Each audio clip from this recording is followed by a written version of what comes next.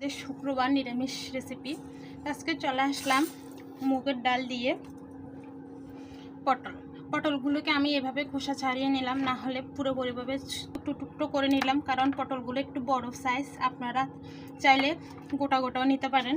চালের গুঁড়ি, বেসন এবং সব ধরনের মশলা দিয়ে বরবটিটা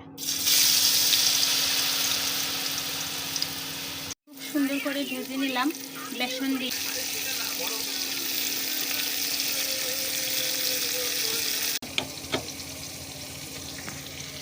এক এক করে একদম লাল লাল করে ভেজে নেব।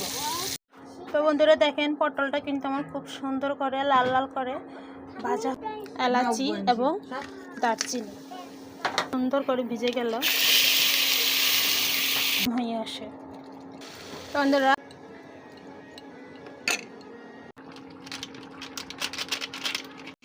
আজকে আমার এই রেসিপিটা ভালো লেগে থাকলে সবাই লাইক, কমেন্ট, শেয়ার করে পাশে থাকবেন। ধন্যবাদ।